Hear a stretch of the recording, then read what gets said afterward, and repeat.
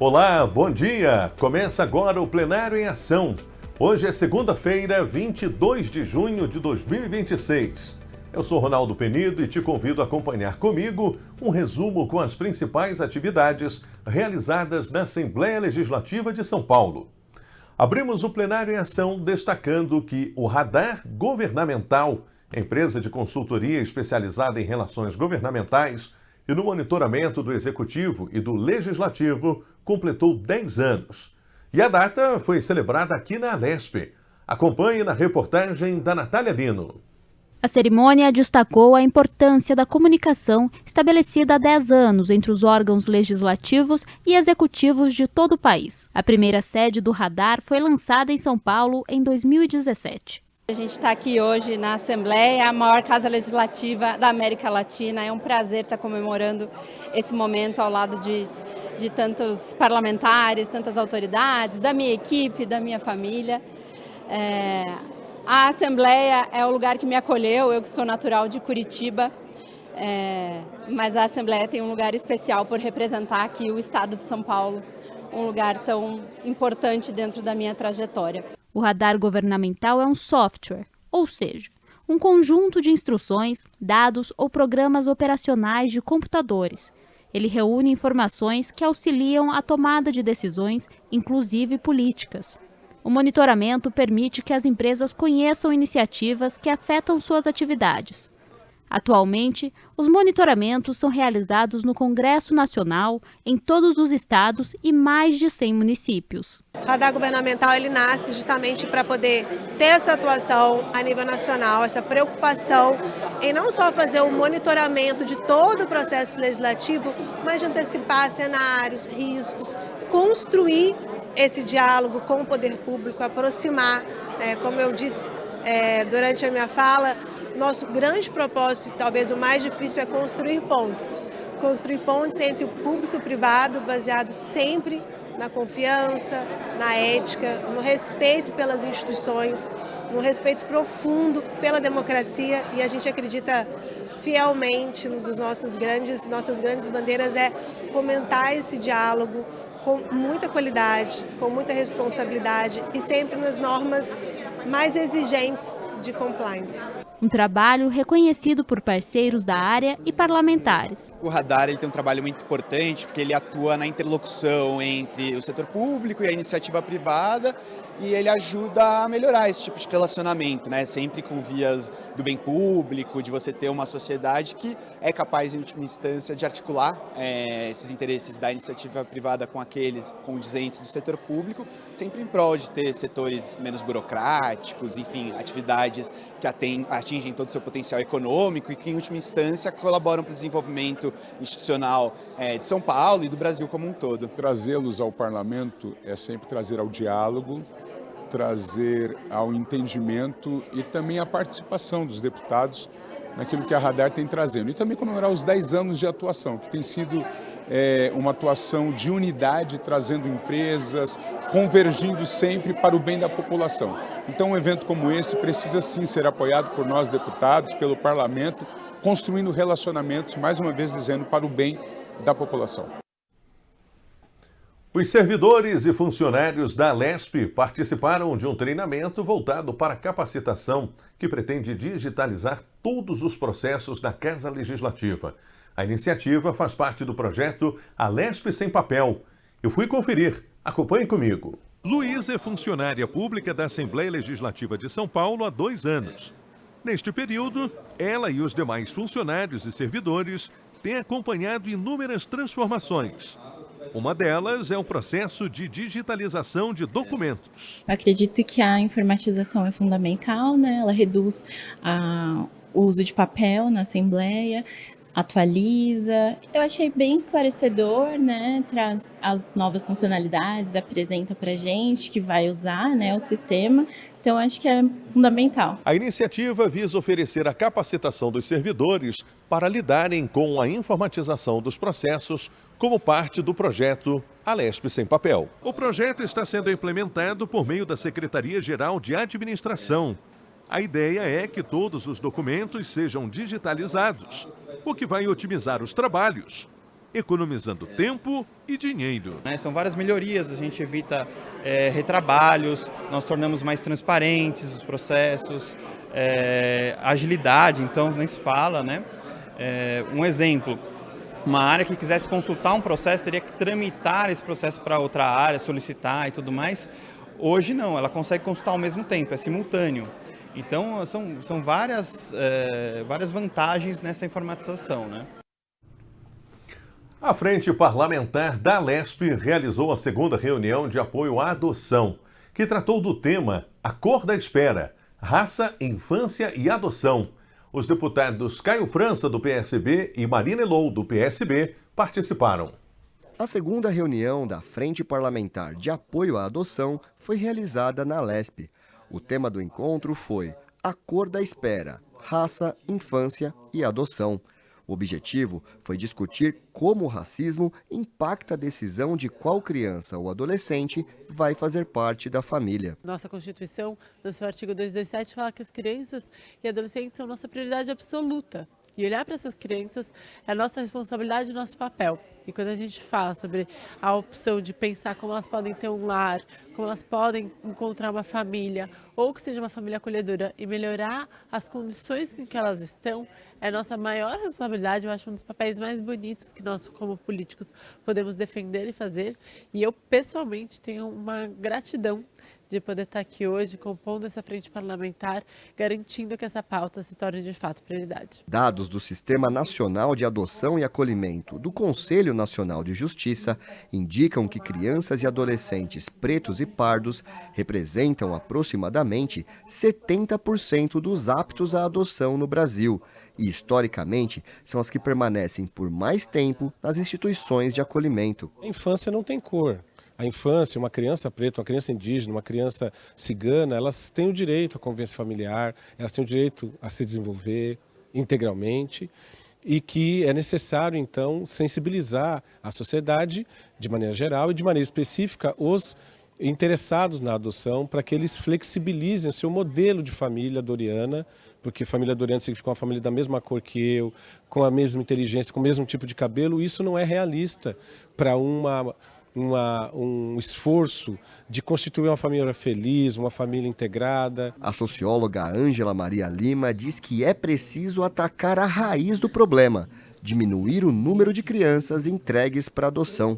A Constituição diz que não se pode destituir uma criança de uma família em função da pobreza. Você nunca pode fazer isso. Isso é o que a lei diz. Mas a gente sabe, olhando todos os processos, desde FEBEM, desde os processos que existiram historicamente no Brasil, o maior número de crianças que estão em sistema de acolhimento não é por droga, não é por prostituição, é por pobreza. É por pobreza. Então, se as pessoas tivessem condições, imagine uma família que tem 3 filhos acolhidos e ela recebesse esse mesmo investimento que um equipamento, que um SAICA recebe para cuidar dessas crianças, fosse para essa família. Ela seria rica, ela não precisaria de nada disso. A reunião também marcou o lançamento oficial do 4º edital de chamamento público da Frente Parlamentar de Apoio à Adoção. Serão destinados R$ 800 mil em emendas parlamentares para projetos voltados à promoção da adoção, ao fortalecimento da convivência familiar e comunitária e à proteção integral de crianças, adolescentes e famílias. É o maior valor já disponibilizado na história do edital.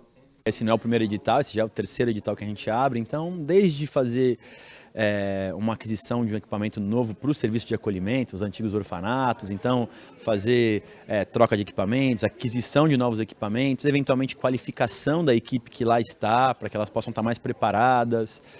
Além disso, por exemplo, questão de informação, são várias possibilidades que o edital de emendas traz e que a gente quer, como disse aqui, democratizar esse acesso, permitindo que quem milita nessa causa possa ter um pouco mais de condição de poder fazer mais bem feito o que já é feito. Agora, vamos às falas dos deputados e deputadas da Alesp na sessão plenária da última sexta-feira, dia 19 de junho. A gente começa com o deputado Major Meca, do PL, que subiu à tribuna para destacar o trabalho dos policiais militares de São Paulo. Ele também fez uma homenagem ao Cabo Saraiva, morto na semana passada por 2 criminosos. Vamos ouvi-lo. Eu quero trazer a essa tribuna no dia de hoje, porque quando nós falamos na persistência, no destemor desses policiais, dos heróis desse Estado, dos heróis dessa nação, é porque não é fácil nós, com tamanha constância, passar pelo que nós passamos na data de ontem. Eu gostaria que fosse colocado na tela do plenário dessa Casa Legislativa a foto do Cabo Saraiva. Cabo Saraiva, nós trabalhamos juntos no 4º Batalhão de Ações Especiais. Grande policial militar, grande guerreiro, salvou muitas vidas, salvou muitos cidadãos de bem de morrer nas mãos de um criminoso. E na última quarta-feira à tarde, o Cabo Saraiva, há pouco tempo, havia reformado, como aposentado, estava com a sua bicicleta na Zona Leste, na ciclofaixa, foi abordado por 2 criminosos que subtraíram a sua bicicleta e deram 2 tiros no Cabo Saraiva, sendo um tiro fatal no peito.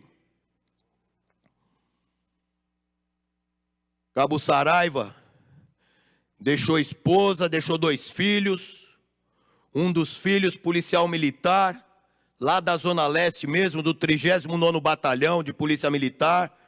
O corpo foi velado na data de ontem, na sede do 4º BAEP. Fizemos uma oração por ele, pela família, pela mãezinha dele, que encontrava-se no local. Não há palavras que você possa dizer a uma família num momento como esse. E o que nos chama a atenção é a frequência com que esses casos acontecem no estado de São Paulo. Seja com os policiais militares, sejam com todos os policiais, seja com o cidadão de bem. Os 2 facínoras, os canalhas, 2 irmãos. Um já foi preso, o outro, conversei há poucos instantes com o comandante do 4º Batalhão de Ações Especiais, Tenente Coronel Rizzi, fomos tenentes juntos na rota, e ele crê que nas próximas horas o outro também será preso. O deputado Carlos Gianazzi, do PSOL, voltou a reforçar a importância do Estado incluir todas as educadoras infantis na carreira do magistério. Vamos ouvi-lo. Hoje foi publicada uma lei muito importante no Diário Oficial da União, uma lei fruto de uma medida provisória que foi apresentada pelo presidente Lula no início do ano, que trata da questão do piso nacional do magistério, né?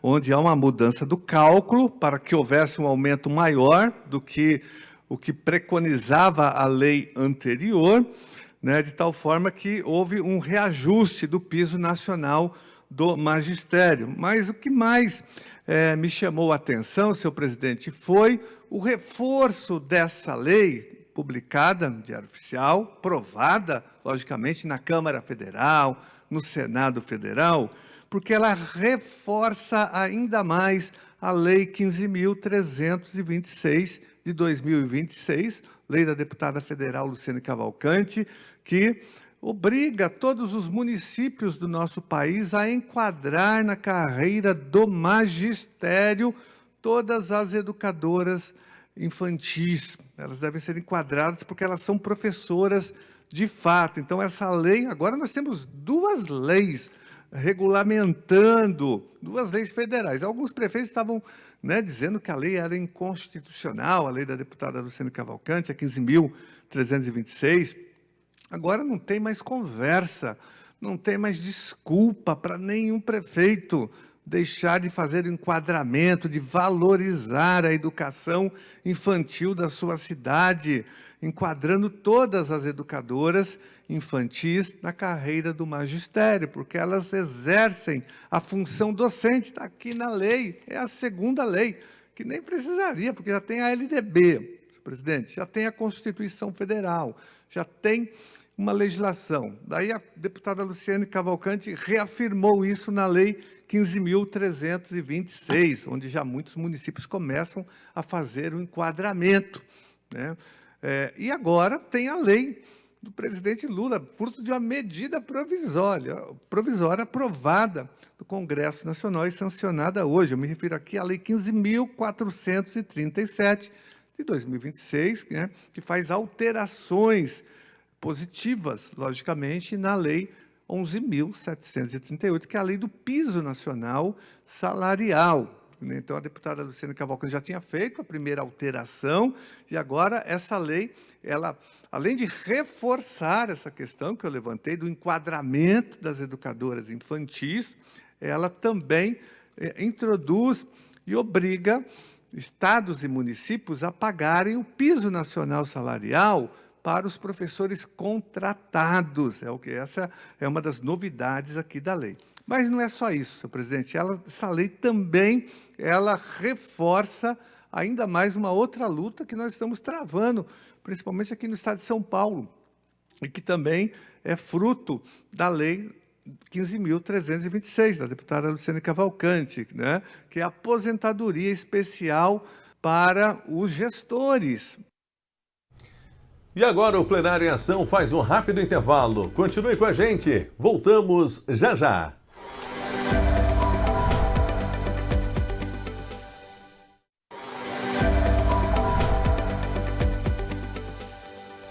Muito bem, estamos de volta com o Plenário em Ação desta segunda-feira e agradecemos a você que nos acompanha todos os dias aqui no programa que traz as principais notícias do Parlamento Paulista.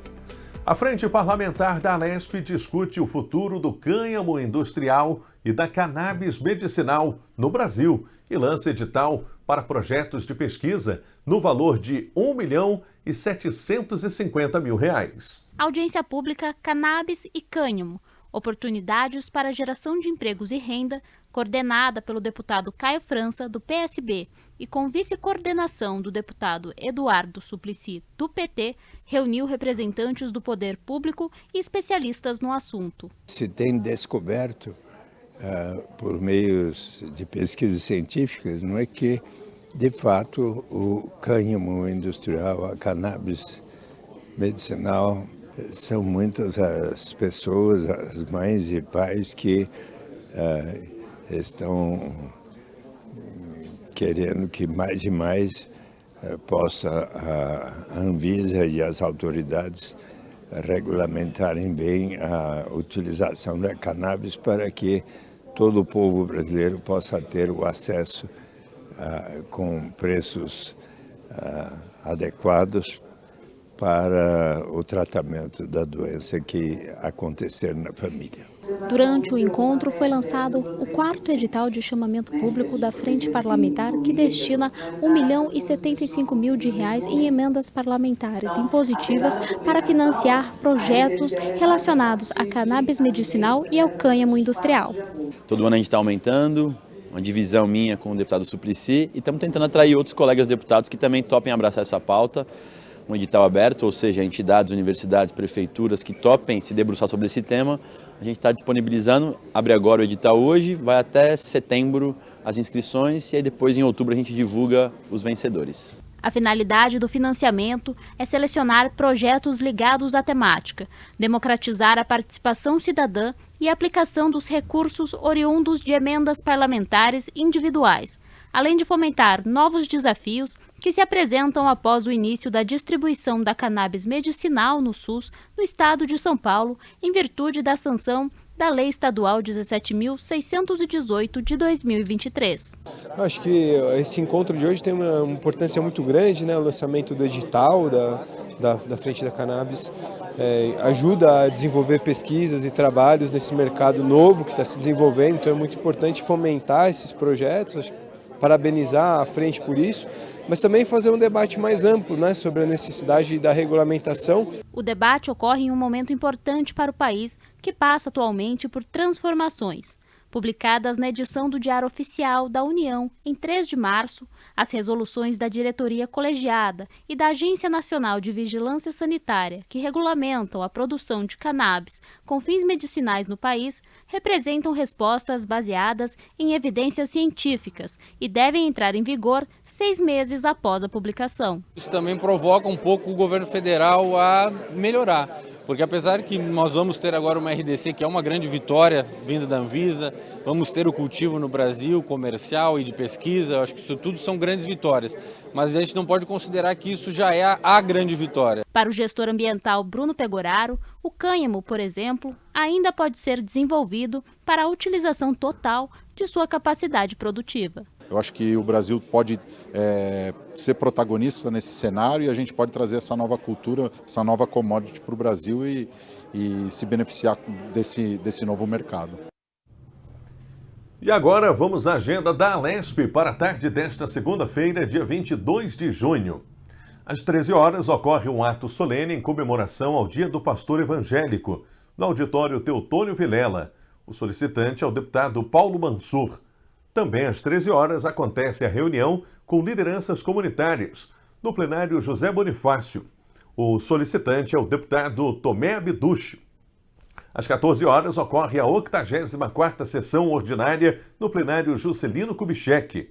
Às 15 horas acontece a reunião do Comitê Gestor de Documentação e Informação, CGDI, no plenário Tiradentes. Às 17 horas acontece o evento em comemoração dos 118 anos da imigração japonesa no Brasil. O evento será realizado no auditório Franco Montoro e o solicitante é o deputado Márcio Nakashima. E às 19 horas acontece o dia da conscientização da fissura lábio-palatina no auditório Teotônio Vilela. A solicitante é a deputada Mônica Seixas, do Movimento Pretas. Portanto, fique ligado que todos os dias aqui no Plenário em Ação nós divulgamos a agenda com as principais atividades do Parlamento Paulista. Um ato solene realizado aqui na Alesp, no auditório Teotônio Vilela, homenageou profissionais circenses e agentes culturais. O repórter Bruno Oliveira acompanhou. A Alesp foi palco de uma homenagem aos artistas circenses e agentes culturais que contribuem para o fortalecimento do circo.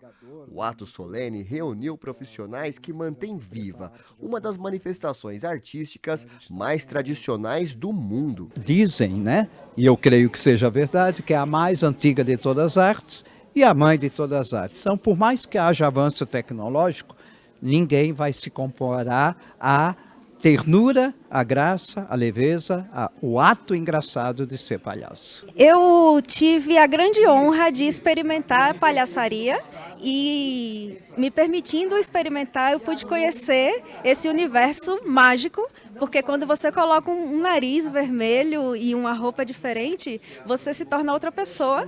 E quando as pessoas olham para mim, abrem um sorriso e sentem a felicidade. Então, eu estou dando amor e recebendo amor. Então, para mim, é só alegria e é isso que a gente precisa nesse mundo. O dramaturgo Guilherme Bonfim foi um dos homenageados. Para mim, é um privilégio e uma honra estar recebendo, porque é o resultado, né, de todo um tempo, de um período grande de militância cultural, de trabalho profissional, inclusive, e a gente fica muito feliz por isso, né? Para o deputado Carlos Gianazzi, o circo exerce um papel fundamental na democratização da cultura. O circo, ele é talvez o único instrumento, a única instituição que nós temos que chega nos rincões desse país, né? Na periferia do Brasil, enfim, levando arte, levando cultura. Infelizmente, o circo não tem investimento, não tem políticas públicas para financiar o circo no Brasil. Então, a Assembleia Legislativa ela tem que ajudar a formular políticas públicas. Nós já apresentamos um projeto de lei que foi formulado junto com o Camilo Torres e também do ponto de vista orçamentário. Nós queremos que a Secretaria da Cultura tenha uma política para promover os circos, né? E é uma obrigação do poder público. Este mandato dos 94 deputados estaduais aqui da Lesp caminha para o último semestre. Para fechar essa legislatura, o Plenário em Ação exibe a série Meu Mandato em 3 Minutos. Convidamos os parlamentares a resumirem o que fizeram de melhor durante estes 4 anos atuando na Assembleia Legislativa do Estado de São Paulo. Uma forma de celebrar o trabalho deles e compartilhar com os eleitores o que foi feito na Casa do Povo, dentro e fora dos gabinetes.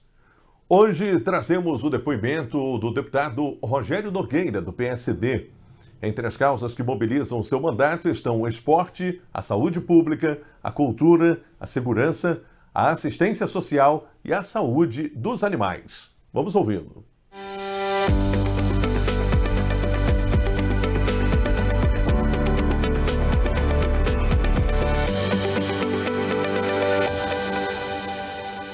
Eu sou lá da região de Campinas, sou da cidade de Indaiatuba, já estou no meu 6º mandato consecutivo e o meu trabalho é muito aí para os municípios menores. A cidade de Indaiatuba já tem 300 mil habitantes, mas eu faço ali toda a região, ajudando os municípios na área da saúde, habitação, principalmente hoje a gente tem uma preferência muito grande que os prefeitos nos procuram na área da habitação e também saneamento básico, que muitas cidades ainda não têm total tratamento de esgoto.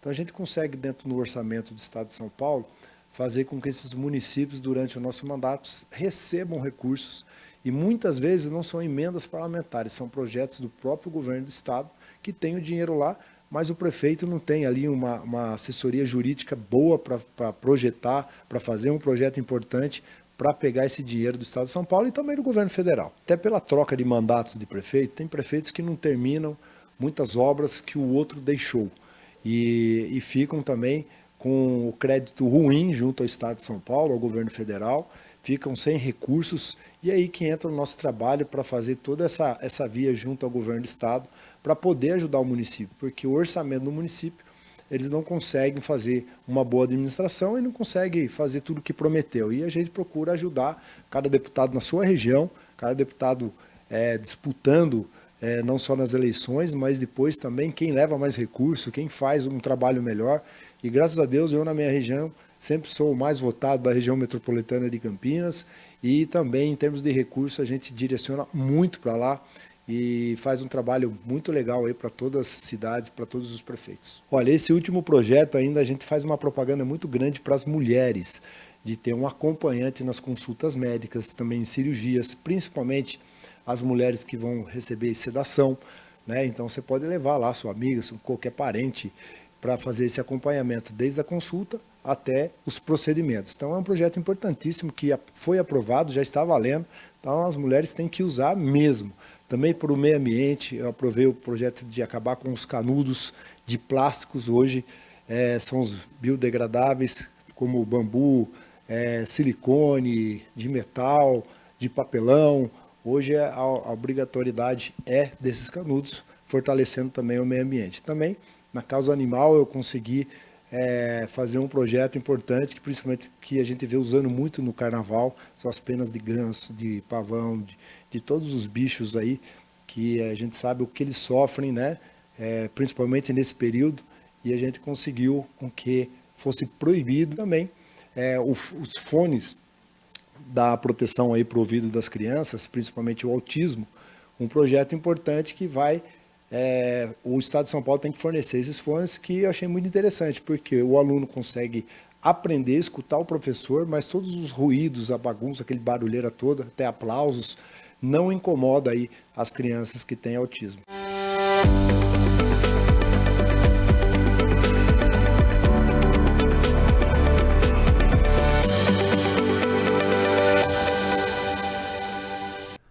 Agora vamos ouvir o depoimento do deputado Paulo Mansur, do PL, para a série Meu Mandato em 3 Minutos. O deputado Paulo Mansur resume seu mandato como um mandato de ação. Ele é autor da lei que obriga o estuprador a usar tornozeleira eletrônica nas saidinhas, nos regimes prisionais semiaberto e aberto em todo o estado de São Paulo. Também é o autor da lei que autoriza que os professores das redes pública e privada de ensino passem por um treinamento sobre pedofilia.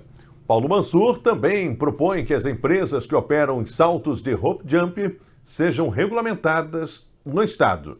Vamos ouvi-lo.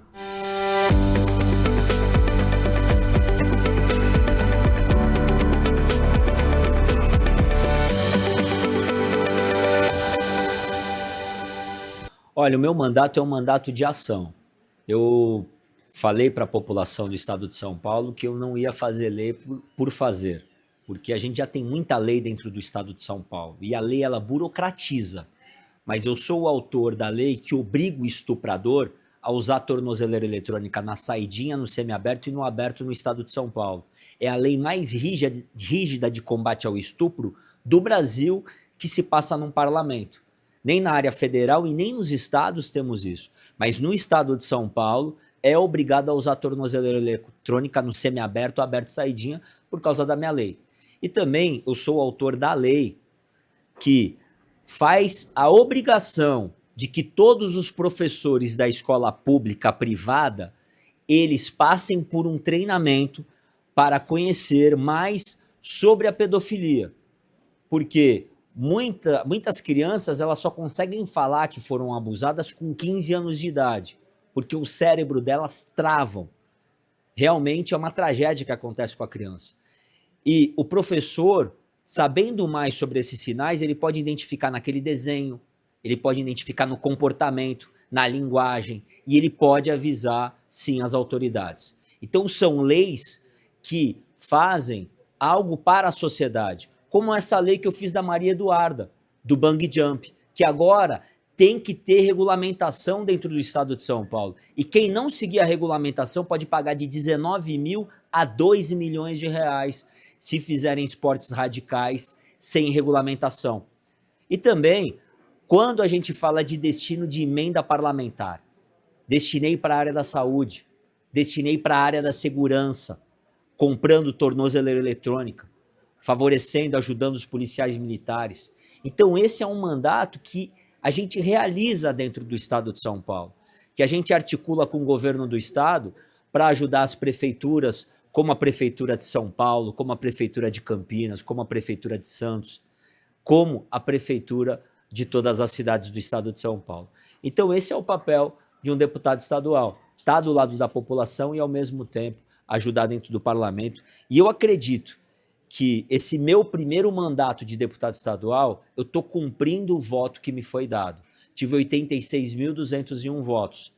E só de ter feito essa lei da tornozeleira eletrônica para estuprador, eu acho que já valeu ter sido deputado estadual no estado de São Paulo. É uma retribuição, né? A gente retribui diariamente estando na Assembleia Legislativa, debatendo com a esquerda, porque eu sou alinhado com a família Bolsonaro, né? Então a gente vem para o parlamento para proteger o paulista, para proteger o estado de São Paulo.